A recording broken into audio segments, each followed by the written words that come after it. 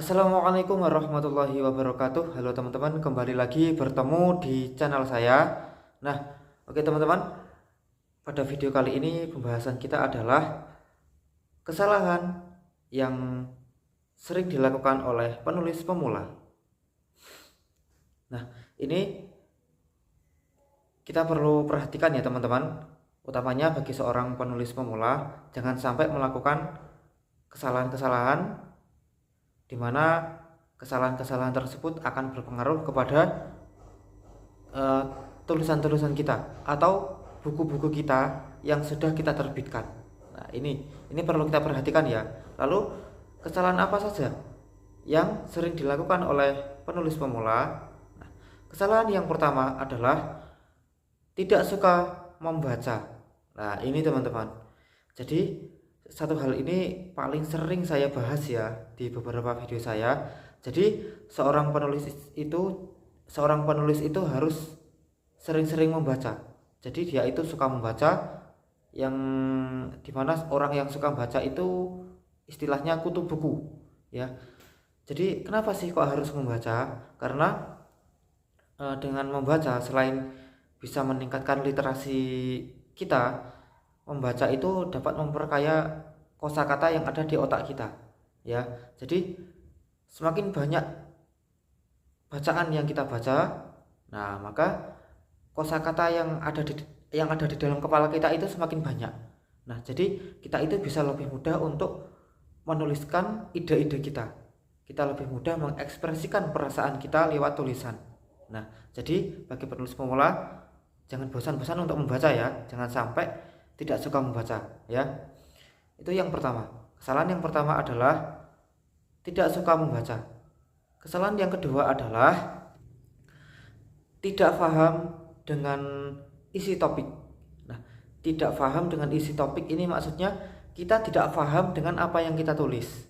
Semisal kita mau menulis tentang manfaat buah apel, tapi kita tidak riset dulu manfaat dari buah apel ini apa sih, vitamin yang terkandung dalam buah apel ini apa saja ya.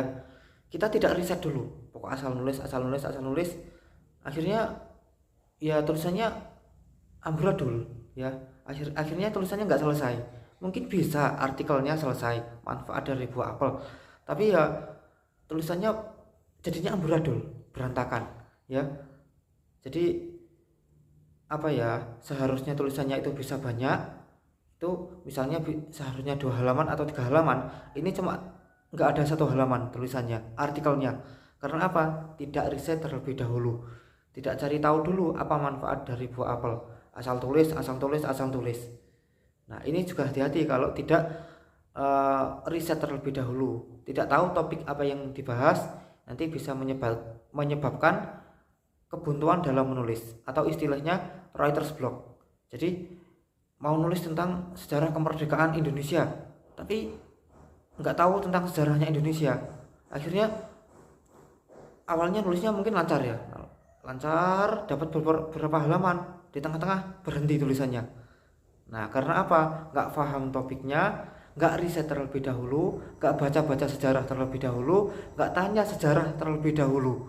Nah, ini akhirnya tulisannya berhenti di tengah-tengah. Itu berawal dari apa? Tidak paham topiknya ya. Nah, terus kesalahan penulis pemula yang ketiga adalah terlalu fokus pada penerbitan buku atau tulisan. Nah, jadi punya target pokoknya akhir tahun ini atau awal tahun besok atau awal bulan besok atau akhir bulan ini saya akan segera menerbitkan buku. Nah, akhirnya asal nulis, pokoknya naskahnya tebal. Nah, akhirnya ya tulisannya jadi sih, mungkin bukunya juga bisa tebal, tapi kualitas tulisannya gimana ya. Tulisannya sudah jadi, bisa terbit, cuman kualitas isinya gimana? Nah, tidak begitu diperhatikan karena hanya mengejar target, pokoknya yang penting terbit. Nah, apalagi kalau penulisnya mendapatkan info dari penerbit ada sistem terbit gratis Apakah salah? Ya nggak salah, cuma yang salah itu kan kita sebagai penulis hanya fokus yang penting terbit, akhirnya nulisnya asal-asalan. Nah, akhirnya tulisannya kualitasnya tidak begitu bagus. Nah, itu perlu diperhatikan ya teman-teman. Nah, oke teman-teman, itu tadi sedikit dari saya. Semoga bermanfaat. Assalamualaikum warahmatullahi wabarakatuh.